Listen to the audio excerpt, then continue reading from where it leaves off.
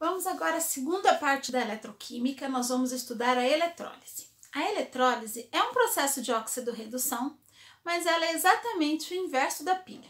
Enquanto na pilha nós temos a geração da corrente elétrica a partir do processo de óxido-redução, na eletrólise nós temos um processo induzido. Ele vai acontecer a partir da indução, ou seja, do fornecimento da corrente elétrica, ok? A eletrólise na nossa vida, no nosso cotidiano, ela é muito utilizada para obtenção de metais, obtenção de gases, deposição de metais. Vamos a alguns exemplos. Por exemplo, uma empresa que fabrica latinhas de alumínio. Ela precisa extrair da natureza a bauxita, que é um minério rico em alumínio. Da bauxita, você vai extrair o óxido de alumínio e aí você vai fazer uma eletrólise com o óxido de alumínio. Você vai passar uma corrente elétrica pelo óxido de alumínio e vai separar o oxigênio do alumínio. O oxigênio vai ser liberado na forma gasosa e o metal alumínio vai ser fundido. Isso acontece principalmente na eletrólise ígnea, que eu vou explicar mais para frente. Então, uma fábrica que produz, por exemplo, latinhas de alumínio, ela tem uma conta de energia elétrica estratosférica, porque ela vai precisar de muita energia elétrica para poder realizar esse processo de eletrólise. A eletrólise também é utilizada para a obtenção de gases. Então, por exemplo, quando você quer obter o gás hidrogênio e o gás oxigênio através da água, você faz um processo de eletrólise, você vai pegar uma solução eletrolítica, vai passar uma corrente elétrica pela solução eletrolítica e você vai conseguir a produção desses dois gases, do hidrogênio e do oxigênio. Esse é um exemplo de eletrólise aquosa, que eu vou falar um pouquinho também mais à frente. E também para deposição, eletrodeposição de metais, que a gente já falou sobre isso. Quando você tem um material que você precisa proteger esse material, lembra dos metais de sacrifício? Como é que você faz uma deposição de material? As peças que são folhadas a ouro, né, banhadas a ouro. Na verdade, o que você faz? Você tem uma peça de ferro e você vai depositar os átomos de ouro nessa peça. Também é um processo de eletrólise.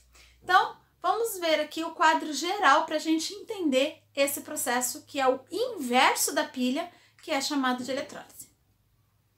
Então, nós temos aqui dois tipos de eletrólise, ígnea e aquosa. Ígnea é a eletrólise seca. Ela ocorre em temperaturas elevadas acima de 100 graus. Tá? Então, geralmente a eletrólise ígnea é 300 graus, 500 graus Celsius. Para que ela é usada? Para você obter compostos iônicos fundidos, como eu dei o exemplo lá do alumínio para vocês, do sódio. E não há presença de água, o nome já fala, ela é uma eletrólise seca. Já a eletrólise aquosa ocorre na presença de água. Você vai passar a corrente elétrica por uma solução eletrolítica. Então, ela vai ocorrer numa temperatura abaixo de 100 graus, porque a água entra em ebulição a 100 graus. Então, se você tem presença de água, a temperatura tem que estar abaixo de 100 graus. E, geralmente, ela é utilizada para a obtenção de gases. Na eletrólise, os polos são invertidos, porque o sentido vai ser o contrário da pilha. Então, o polo positivo vai ser o anodo, que vai sofrer a oxidação, e o polo negativo vai ser o cátodo, que vai sofrer a redução. Vamos ver, então, um exemplo para se fazer a eletrólise ígnea do NaCl. Então, ígnea é seca, sem a presença de água. Então, o que eu vou fazer? Vou pegar aqui o NaCl e vou dissociar esse NaCl. Ele vai ser dissociado em quê? Na mais Cl menos. Ou seja, vou fazer a ionização dele. Feita a ionização do NaCl, eu vou seguir o seguinte princípio, tá? Que é aquela regrinha lá que a gente já tá fazendo há um tempinho, né? A regra do Kral. Então, olha lá. O cátion reduz e o ânion oxida. Sempre, cátion reduz, ânion oxida. Então, quem é o cátion? É o sódio. Então, o cátion irá reduzir. Então, se ele está em Na+, ele vai ter que receber um elétron e vai se transformar no Na0. Vai sofrer a redução, tá? E o ânion, que é o Cl-, vai sofrer a oxidação. Então, o que eu vou ter aqui? O Cl-, ele vai se transformar em Cl2, ok? Porque ele é um ametal. Os metais a gente pode colocar só o símbolo. Agora, o ametal a gente precisa colocar o número 2, ok? E vai liberar um elétron. Como deu Cl2, então eu vou ter que usar 2 Cls. Para 2 Cls, eu vou ter que usar 2 elétrons. Então, veja que agora eu vou balancear todas as equações. Se são 2 elétrons aqui, para cortar os elétrons, aqui terá que ser 2. Então, eu vou ter que balancear essa equação para 2 também. 2 elétrons, 2 NAs. E agora eu vou balancear lá de cima, ok? Porque se eu vou ter 2 Na+ e 2 Cl-, então a equação de cima também precisa ser balanceada por 2. Equações montadas e balanceadas, agora eu vou ver o que dá para cortar. Eu consigo cortar 2 Na+ com 2 Na+, 2 Cl- com 2 Cl-, 2 elétrons com 2 elétrons. O que sobrou para mim? 2 NaCl, que vai passar para 2 Na mais Cl2. Está aí a eletrólise ígnea do sal de cozinha. Ou seja, se você pegar o cloreto de sódio e passar uma corrente elétrica, tá? Por esse sal, esse cloreto de sódio sequinho, sem dissolver em água, ela é ígnea. O que vai acontecer? Você vai obter o sódio fundido, que é o sódio no estado metálico, né? E gás cloro. Vamos ver mais um exemplo da ígnea. Então, aí mais um exemplo de eletrólise ígnea, agora com o óxido de alumínio. Então, primeiro momento, vou pegar o óxido de alumínio e vou separar nos íons. Alumínio tem carga 3+, oxigênio tem carga 2-, ok? Vou fazer o balanceamento, são 2 alumínios, são 3 oxigênios. O cátion reduz, alumínio é o cátion. 2 alumínios, 3+, se eu tenho 2 alumínios, 3+, então eu vou precisar de 6 elétrons para transformar esse alumínio em 2 alumínio 0. Ok? 3 oxigênios, 2-. O oxigênio 2- vai se transformar no gás O2, mas como são 3 oxigênios, então aqui também eu vou ter liberação de 6 elétrons e balanceando 3 meios de O2. Então, eu montei a equação, veja que a quantidade de elétrons está ligada com a carga. 2 vezes 3 positivo, então eu preciso de 6 negativo. 3 vezes 2 negativo, então 6 negativo lá, ok? E aqui eu fiz o balanceamento, porque se são 3 O2, 3 meios vezes 2, 3 Os. Feito isso, agora eu vou ver o que dá para cancelar. Eu consigo cancelar alumínio 3+ com alumínio 3+, 3O2- com 3O2-, 6 elétrons com 6 elétrons. Só pode cortar quando a quantidade de elétrons for igual. O que sobrou? Al2O3, quando sofre eletrólise ígnea, você vai obter alumínio metálico e 3 meios do mol do gás oxigênio. Ok? Vamos ver agora exemplos de eletrólise aquosa.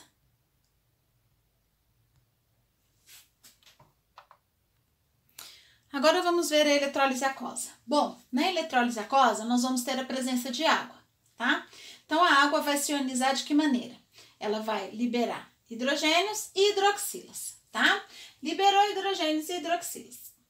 O macete é que sempre você vai usar 2 mols de água. Isso facilita o balanceamento.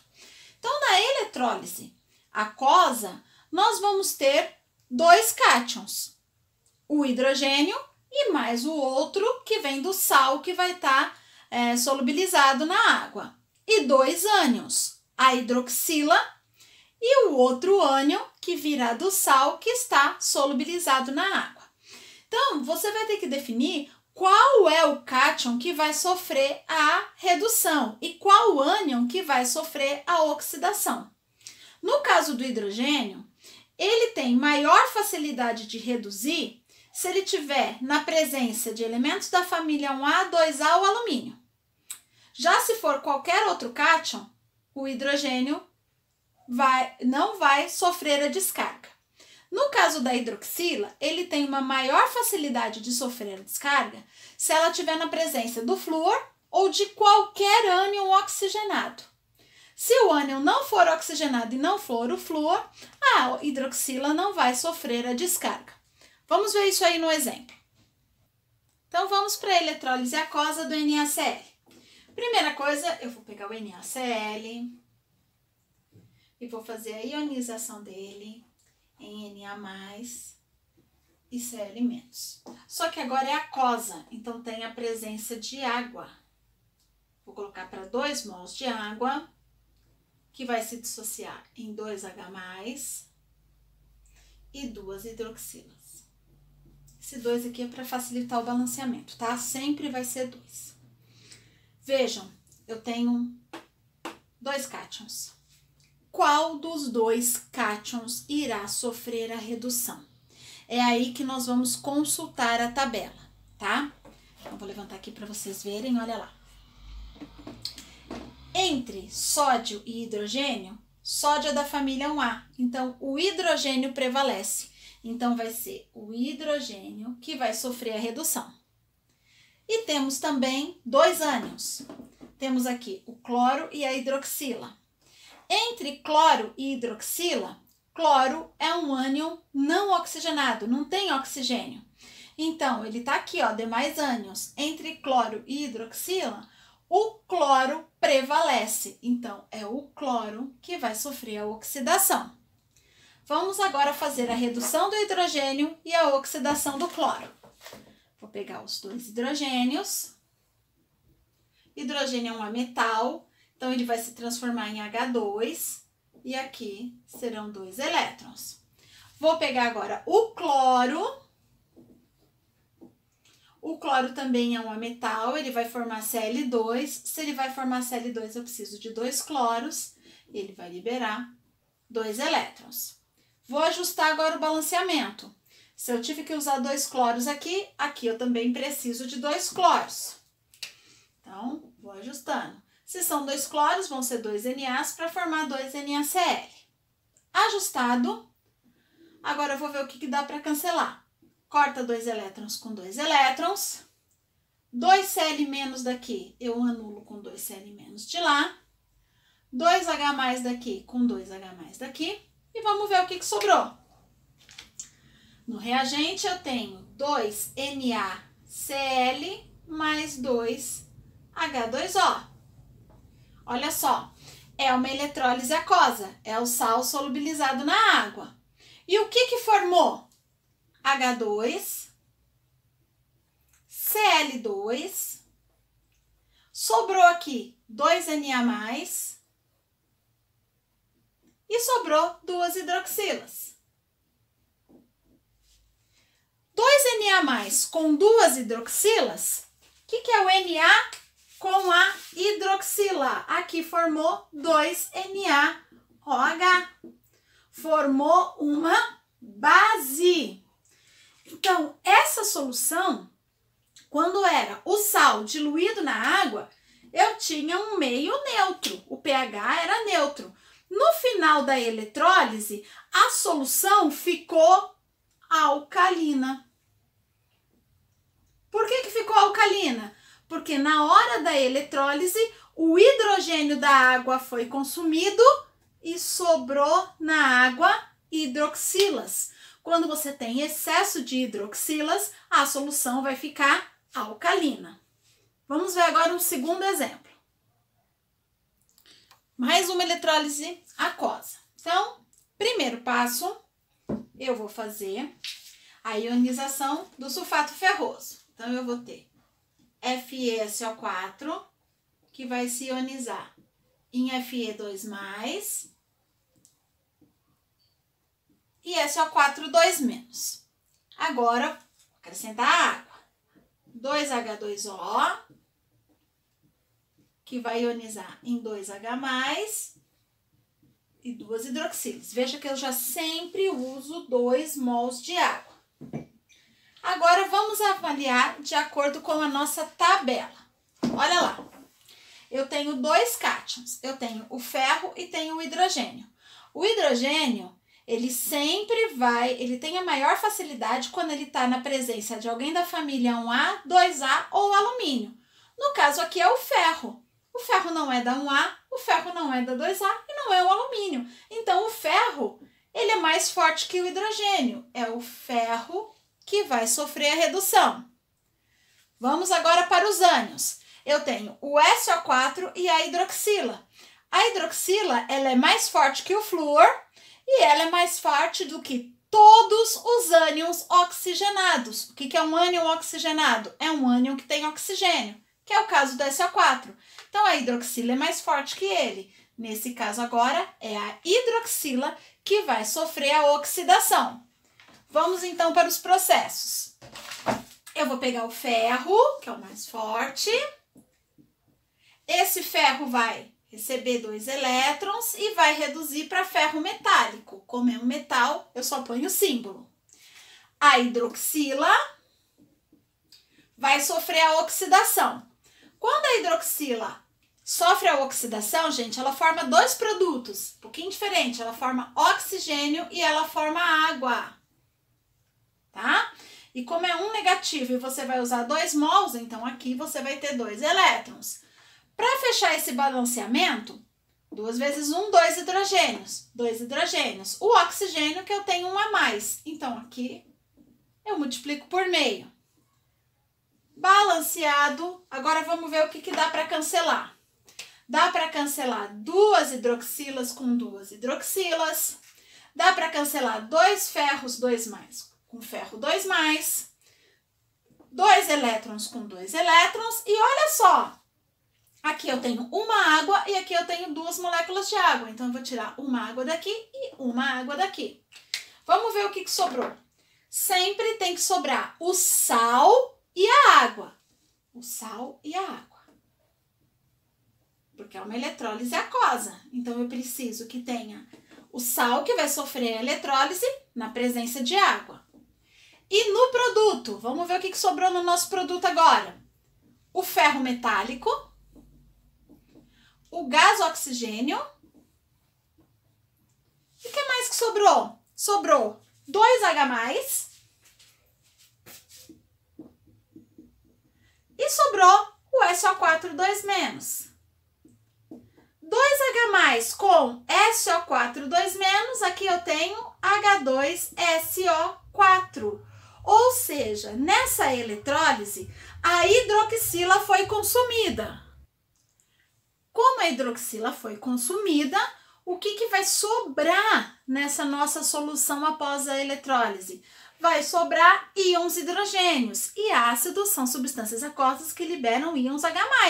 Então, nós vamos ter aí esse cátion H+ em excesso. Então, a solução no final, ela vai se tornar ácida, ok? Terceiro exemplo de eletrólise.